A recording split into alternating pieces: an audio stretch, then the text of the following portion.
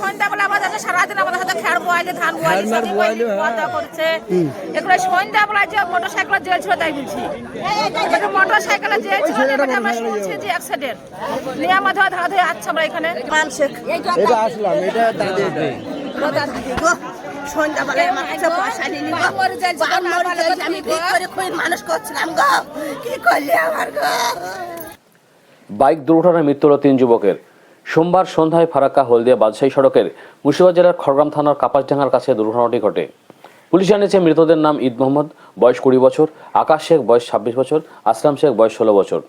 তাদের প্রত্যেকের বাড়ি খড়গ্রাম থানার জটারপুর গ্রামে। দুর্ঘটনার পর তাদের রক্তাক্ত দেহ রাস্তার উপর পড়ে থাকতে দেখে এলাকার লোকজন কাপাসডাঙ্গার লোকদের খবর দেন ও খড়গ্রাম থানার পুলিশ ঘটনাস্থলে এসে তাদেরকে হাসপাতালে নিয়ে গেলে চিকিৎসকরা মৃত বলে ঘোষণা করেন। যে বাইকে করে ওই যুবকরা যাচ্ছিলেন সে বাইক 2 টুকরো হয়ে যায়। সেখান থেকে কয়েক মিটার দূরে ছিটকে পড়ে তাদের দেহ। দুর্ঘটনার ধরন দেখে মনে করা হচ্ছে তাদের বাইকের গতি অনেক বেশি ছিল, সেই কারণে এই মর্মান্তিক দুর্ঘটনা ঘটেছে। ভারী কোনো গাড়ির সঙ্গে তাদের ধাক্কা লেগেছে বলে মনে করা হচ্ছে বলে প্রাথমিক তদন্তে পুলিশের অনুমান। দেহ ময়নাতদন্তের জন্য কান্দি মহকুমা হাসপাতালে পাঠানো হয়েছে। দুর্ঘটনার কারণ খতিয়ে দেখছে পুলিশ। আচ্ছা আচ্ছা, বাড়ি কোথায় এনাদের সব? বাড়ি জটারপুর। 3 জনেরই বাড়ি জটারপুর। বাড়ি জটারপুর।